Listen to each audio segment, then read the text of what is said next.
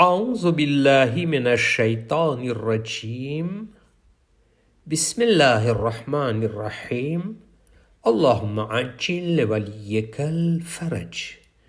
હઝરત અમીરુલ મોમિનીન અલી ઇબ્ન અબી તાલિબ અલૈહિસ્સલાતુ વસ્સલામ નહજુલ બલાગાની અંદર હિકમત નંબર 136માં ઇરશાદ ફરમાવે છે કે નમાઝ દરેક પરહેઝગારો માટે અલ્લાહ સુધી પહોંચવાનો રસ્તો છે.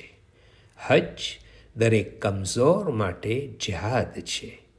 બધી વસ્તુનું એક ઝકાત હોય છે અને શરીરનું ઝકાત રોઝો રાખવું છે.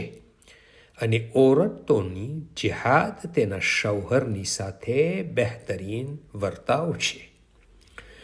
પહેલું એમાં કોઈ શક નથી કે નમાઝથી આપણે અલ્લાહની નજદીકી હાંસિલ કરી શકીએ છીએ.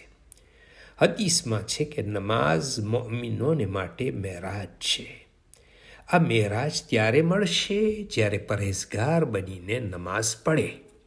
જો તકવા સાથે નમાઝ પડશે તો તે ધીમે ધીમે ગુનાહથી દૂર થશે અને એક સમય એવો આવશે કે તેને ગુનાહથી નફરત થવા લાગશે અને તે અલ્લાહનો ખાસ બંદો બની જશે તેમજ ખુદાની કુરબત હાંસિલ કરી લેશે.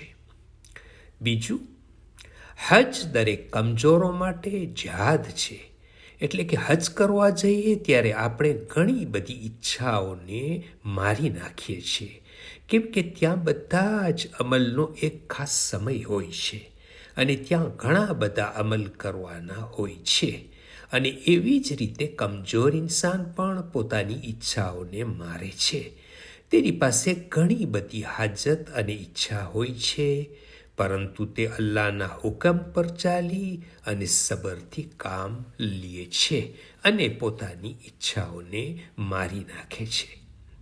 ત્રીજું, રોઝા શરીર માટે ઝકાત છે. આપણે જ્યારે રોજો રાખીએ છીએ ત્યારે શરીરનો થોડોક ભાગ ઓછો થઈ જાય છે. જેવી રીતના ઝકાત આપીએ છીએ તો માલ ઓછો થઈ જાય છે, પરંતુ ઝકાત આપવાથી બરકતમાં વધારો થાય છે અને માલ હલાલ થઈ જાય છે. એવી જ રીતે રોઝો રાખવાથી શરીરમાં બીમારી ખતમ થઈ જાય છે અને શરીર તંદુરસ્ત થઈ જાય છે. ઓરતોનું જિહાદ શૌહરની સાથે બહેતરીન વર્તાવ છે. ઓરતને જંગના મેદાનમાં જવાની ઇજાઝત નથી, પરંતુ ઘરમાં રહીને શૌહરનું ધ્યાન રાખે તેની સાથે સારો વર્તાવ કરવું આ જિહાદ છે.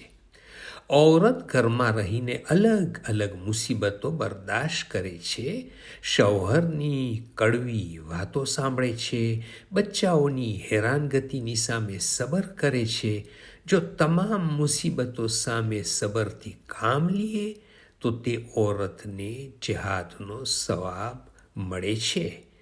અલ્લાહુમ્મા સલ્લી અલા મુહમ્મદ વ આલિ Muhammad وعجل فرجهم. From Fountain of Ahlul Bayt alayhim salam.